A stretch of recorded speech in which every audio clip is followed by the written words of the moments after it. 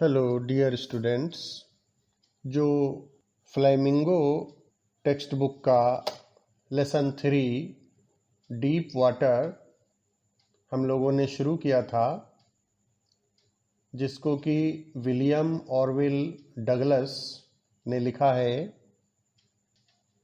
तो आप सभी भैयाओं को मैंने बताया था, आप सभी भैया जानते हैं कि ये जो डीप वाटर लेसन है, ये है इस बात का वर्णन करता है, माने हमें यह बात बताता है कि विलियम ऑरविल डगलस जब एक छोटे बच्चे थे, छोटे बालक थे, तो किस तरह से एक स्विमिंग पूल में डूबते डूबते बचे थे। और इस लेसन में वह जल से लगने वाले अपने डर के बारे में भी बातचीत करते हैं। आपको मैंने बताया था कि जब विलियम ऑरविल डगलस बच्चे थे तो उनके पिताजी कैलिफोर्निया के समुद्र तट पर ले गए थे और वहाँ समुद्र के किनारे ये अपने पिताजी के साथ, फादर के साथ खड़े हुए थे।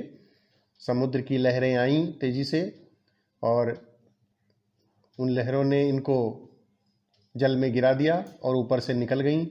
तो वहीं से जल के प्रति इनके अंदर एक डर व्याप्त हो गया। तो उसकी बात भी उन्होंने इस लेसन में की है। और फिर उन्होंने अपने इस जल से लगने वाले डर पर किस तरीके से काबू पाया, यह भी हमें बताया है। तो बच्चों, जब विलियम डगलस 10 और 11 ईयर्स के थे, 10 या 11 साल के थे, तो उन्होंने तैरने की कला को सीखने का निश्चय किया। और वहाँ जो याकिमा रिवर है अमेरिका में, तो उनकी मदर जो थी वो बताती रहती थी कि बेटा, याकिमा रिवर जो है उसमें बहुत सारे लोग डूब चुके हैं, वो बहुत ही ट्रिचेरस है, माने डेंजरस है, उसमें मत जाना। तो उन्होंने, आपको मैंने बताया था, YMCA स्विमिंग पूल जो था उसको उन्होंने सोचा कि यहाँ सुरक्षित रहेगा और जो स्विमिंग सीखना चाहते थे उसके लिए YMCA के पूल पर गए। और कैसे गए? With a pair of water wings.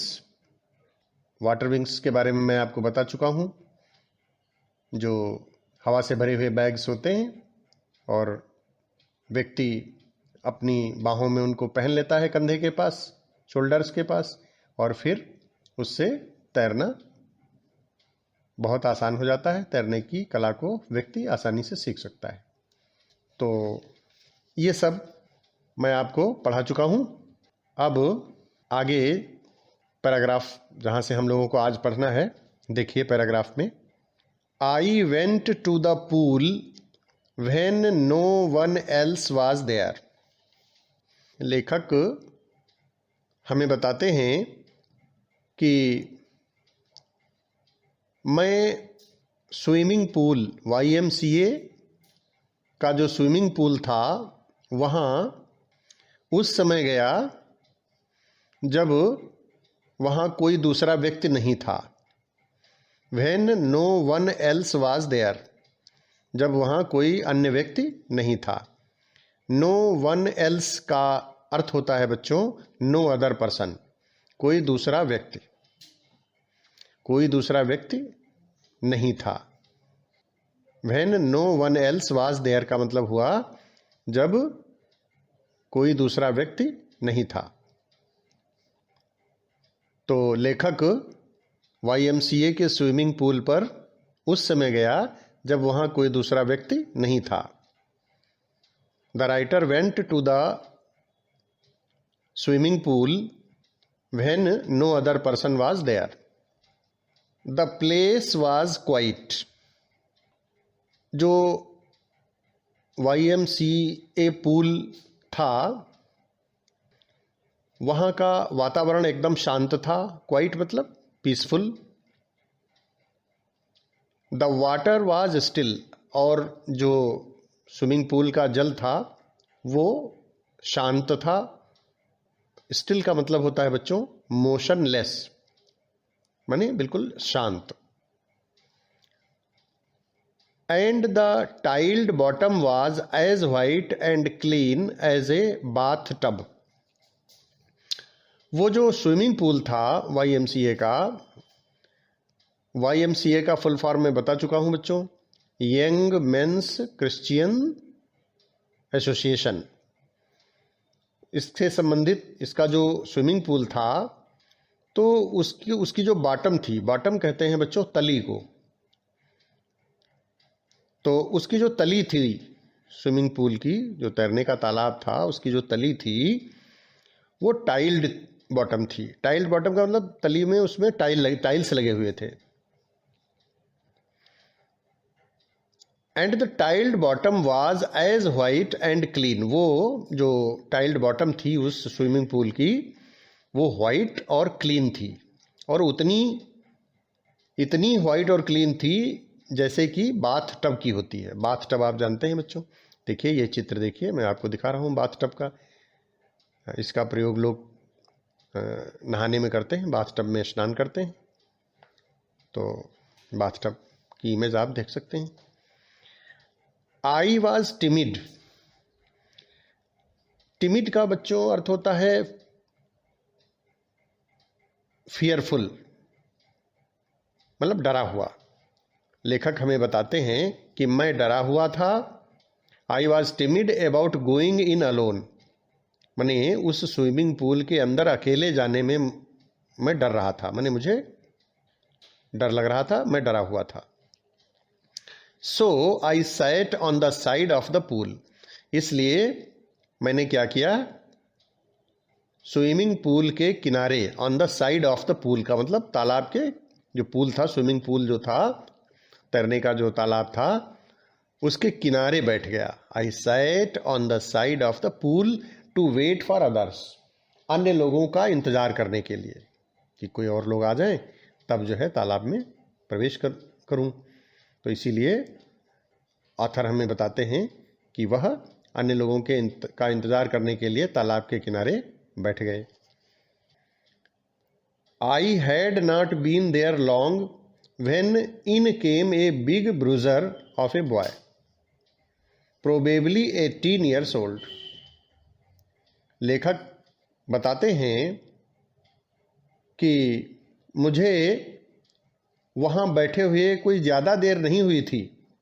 I had not been there long, long मतलब ज़्यादा देर, तो ज़्यादा देर बैठे हुए नहीं हुई थी। लेखक कहते हैं कि मुझे वहाँ बैठे हुए ज़्यादा देर नहीं हुई थी। When in came a big bruiser of a boy probably 18, कि लगभग, प्रोबेबली मतलब लगभग, 18 मतलब 18, लगभग 18 ईयर्स ओल्ड, लगभग 18 वर्ष का एक लड़का, ए big bruiser of a boy. Bruiser कहते हैं बच्चों एक ऐसा बॉय जो ताकतवर हो, शक्तिशाली हो और आग्रेसिव हो, माने आक्रामक हो, ऐसे व्यक्ति को ब्रूजर कहते हैं। तो एक 18 वर्ष का लड़का ब्रूजर जो बहुत ही ताकतवर दिख रहा था, वो आया, वो आ पहुंचा। He had thick hair on his chest. Thick hair का मतलब बच्चों होता है घने बाल। उसकी चेस्ट पर, उसकी छाती पर घने बाल थे। He was a beautiful physical specimen. वह, स्पेसिमेन कहते हैं बच्चों नमूने को, नमूना होता ना किसी चीज का, तो वह एक सुंदर शरीर वाला एक नमूना था। वह कौन? वही जो 18 वर्ष का लड़का था, 18 ईयर्स ओल्ड ब्रूजर जो था। With legs and arms that showed rippling muscles, और उसके जो हाथ और पैर थे, लेग्स और आर्म्स जो भुजाएं थीं, उसके जो पैर थे, जो कि दिखते थे कैसे, जो जो रिपलिंग मसल्स दिखती थीं, जिनकी की रिपलिंग मसल्स का मतलब है बच्चों चमकती हुई मांसपेशियां, मसल्स कहते हैं मांसपेशियों को, रिपलिंग मतलब शाइनिंग। तो he was a beautiful physical specimen, वो जो 18 ईयर्स ओल्ड ब्रूजर था, जो बॉय था, वह एक सुंदर शरीर वाला एक स्पेसिमन माने एक नमूना था, जिसके पैर और जो भुजाएं थीं, लेग्स और आर्म्स जो थे, वो चमकदार मांसपेशियां प्रदर्शित करते थे। ही येल्ड, येल माने होता है बेटा बच्चों चिल्लाना, वो चिल्लाया, चीखा। Hi skinny, how would you like to be ducked, वह चीखा। वह कौन? वही जो 18 ईयर्स ओल्ड ब्रूजर था, जो आ पहुंचा था उनके पास। तो वो चीखा, तेजी से बोला, तेजी से चीख कर उसने कहा hi skinny, how would you like to be ducked. Hi skinny का अर्थ होता है बच्चों सुक्खड़, दुबला पतला व्यक्ति। तो उसने कहा ए सुक्खड़, how would you like to be ducked, गोता लगाने में तुमको कैसा आनंद आएगा, पानी में गोता लगाना तुमको कैसा लगेगा। How would you like to be ducked माने पानी में गोता लगाना तुमको कैसा लगेगा, ये उसने कहा। तेजी से चीख करके उसने आथर से कहा, क्या कहा? हाई स्किनी, हे सुक्खड़, how would you like to be ducked, गोता लगाना तुमको कैसा लगेगा। तो इस तरीके से उसने कहा। With that he picked me up and tossed me into the deep and. With that माने यह कह करके उसने, इसी के साथ ही उसने क्या किया, he picked me up, author बताते हैं कि उसने मुझे उठा लिया। पिक्ड मी अप माने मुझे उठा लिया, and tossed me into the deep and, और जो स्विमिंग पूल का डीप एंड था, डीप एंड का अर्थ होता है बच्चों गहरा वाला छोर, जो स्विमिंग पूल का गहरा वाला छोर था, उसमें उसने मुझे धीरे से फेंक दिया। टॉस्ड मतलब धीरे से फेंक दिया। I landed in A sitting position, swallowed water and went at once to the bottom. I landed in a sitting position. माने मैं बैठने की स्थिति में ही नीचे चला गया, पानी में नीचे चला गया। लेखक बताते हैं कि मैं बैठने की जो मुद्रा होती है, तो बैठने की मुद्रा में ही नीचे चला गया, जल में नीचे चला गया। लैंडेड, लैंडेड मतलब नीचे चला गया। स्वैलोड वाटर, पानी निगल गया, पानी निगला।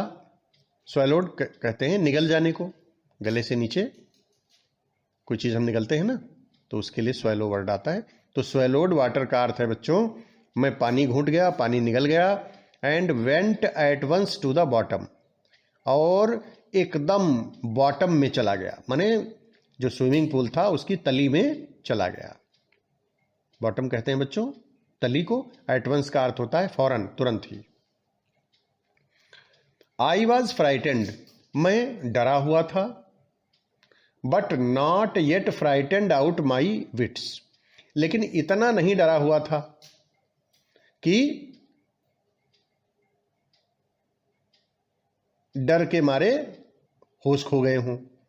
लेखक ये कहना चाहते हैं कि मैं डरा हुआ था, लेकिन फिर भी, येट बने फिर भी, डर की वजह से होश नहीं खोए थे। But not yet frightened out of my wits, out of one's wits एक इडियम होता है बच्चों, जिसका अर्थ होता है होश खो देना। तो लेखक कहते हैं कि but not yet frightened out of my wits, लेकिन फिर भी डर की वजह से होश नहीं खोए थे। On the way down I planned, लेखक बताते हैं कि जब स्विमिंग पूल में मैं नीचे गया, ऑन द वे डाउन, वे कहते हैं मार्ग को, रास्ते को, तो ऑन द वे डाउन मैंने नीचे जाते समय, जल में नीचे जाते समय, आई प्लैंड, मैंने प्लान किया, मैंने योजना बनाई।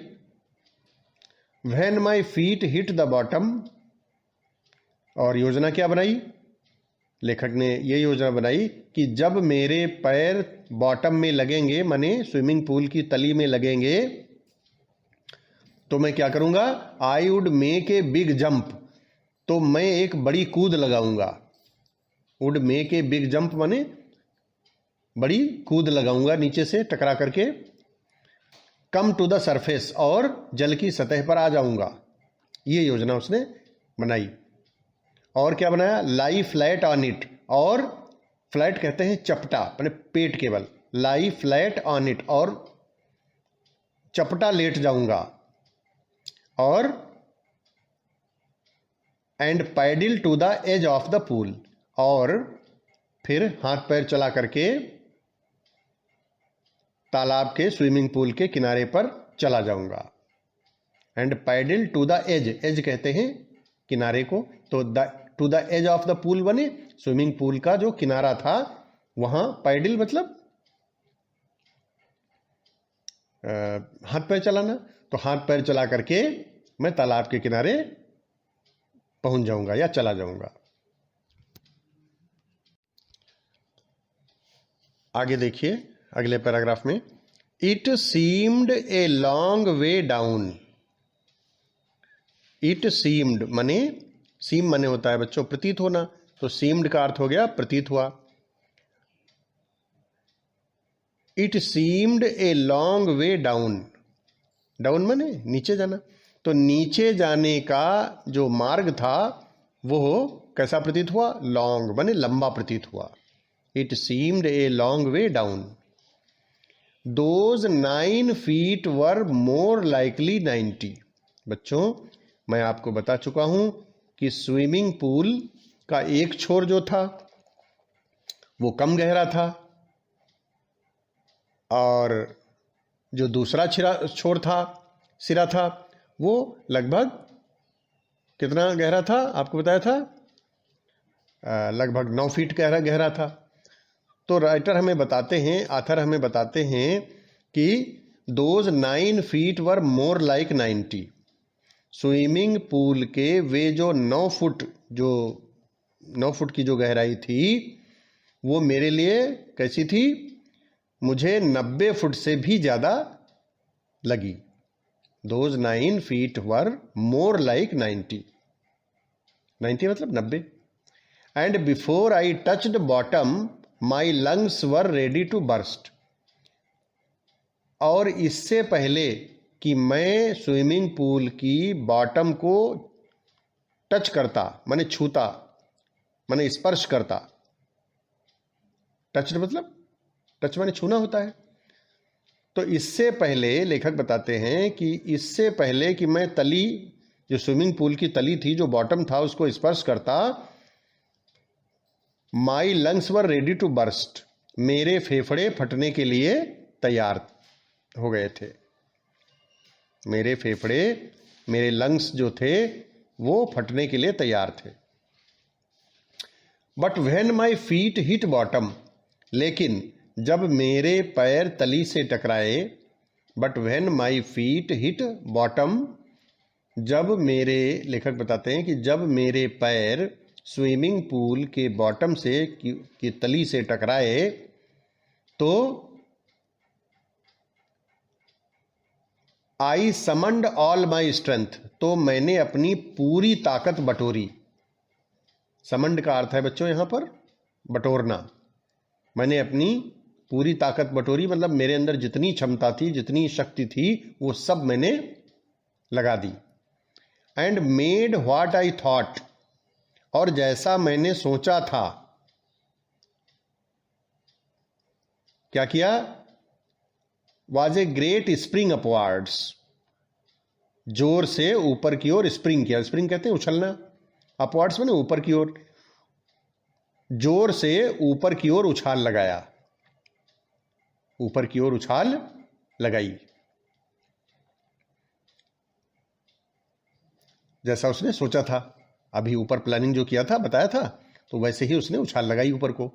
आई imagined I would bob to the surface like a cork. I imagined, imagined मतलब कल्पना करता था। मैंने कल्पना किया या मैंने कल्पना की कि मैं, सरफेस कहते हैं बच्चों सतह को, कि मैं सतह पर कार्क की तरह उतर आऊंगा। I imagined I would bob, would bob का अर्थ है उतर आऊंगा, टू द सरफेस बने सतह पर, लाइक ए कॉर्क मतलब कार्क के तरीके से, जैसे कार्क होती है ना, तो कार्क के तरीके से मैं जल की सतह पर उतर आऊंगा।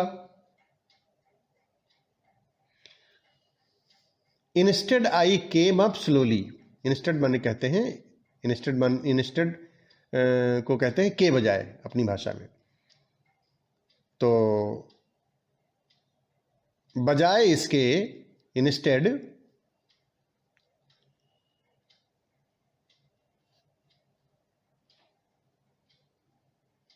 आई केम अप स्लोली, मैं धीरे से ऊपर आया। केम अप माने ऊपर आया, स्लोली माने धीरे से, तो बजाय इसके, लेखक कहते हैं कि बजाय इसके मैं धीरे से ऊपर आया।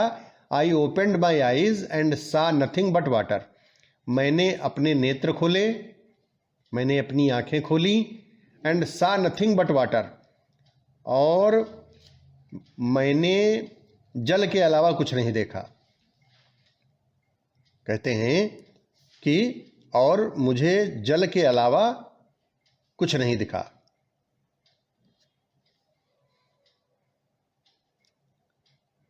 Water that had a dirty yellow tinge to it, tinge कहते हैं हल्का सा रंग जो होता है, स्लाइट कलर, हल्के रंग को टिंज कहते हैं। और वो कैसा पानी था, वो कैसा जल था? Water that had a dirty yellow tinge to it, वह ऐसा जल था जिसका गंदा हल्का पीला रंग था। वाटर पानी, कौन सा पानी? That had a dirty yellow, yellow माने पीला, टिंज मतलब हल्का रंग, टू इट जिसका कि गंदा हल्का पीला रंग था, डर्टी मतलब गंदा। आई ग्रीव पैनिकी, आई ग्रीव पैनिकी माने मैं भयभीत हो गया, पैनिक कहते हैं डर को, तो लेखक बताते हैं कि मैं डर गया, मैं भयभीत हो गया। I reached up as if to grab a rope, मैं ऊपर ऐसे पहुंचा जैसे मैं एकदम रस्सी पकड़ूंगा। आई रीच्ड अप, अप माने ऊपर, रीच माने पहुंचा। एज इफ का अर्थ होता है बच्चों मानो, टू ग्रैब माने झपट्टा मार के पकड़ लेना, रोप कहते हैं रस्से को। तो लेखक बताते हैं कि मैं ऊपर इस तरीके से पहुंचा जैसे मैं एकदम रस्सी पकड़ूंगा, इस तरीके से, ऐसी स्थिति में वो था। And my hands clutched only at water, और मेरे हाथों ने केवल जल को जकड़कर पकड़ लिया। क्लच्ड, क्लच्ड बने पकड़ लिया, क्लच बने पकड़ना होता है, तो क्लच्ड बने पकड़ लिया। और मेरे हाथों में मतलब मैंने अपने हाथों से जल को ही, मैं अपने हाथों से जल को ही पकड़ पाया। आई वॉज सफोकेटिंग, मेरा दम घुट रहा था। सफोकेट कहते हैं दम घुटने को, तो आई वॉज सफोकेटिंग मतलब मेरा दम घुट रहा था। आई ट्राइड टू यल, मैंने जोर से चिल्लाने की कोशिश की, but no sound came out, लेकिन मेरे अंदर से कोई आवाज बाहर नहीं निकली। But no sound came out, then my eyes and nose came out of the water. फिर क्या हुआ? फिर मेरी आंखें और नाक पानी के बाहर आए। केम out of water but not my mouth, लेकिन मेरा मुख बाहर नहीं आया। तो बच्चों आज यहीं तक रखते हैं और आप सब इसको ठीक प्रकार से वीडियो को कई बार सुनिए और अच्छे से इसको तैयार कर लीजिए।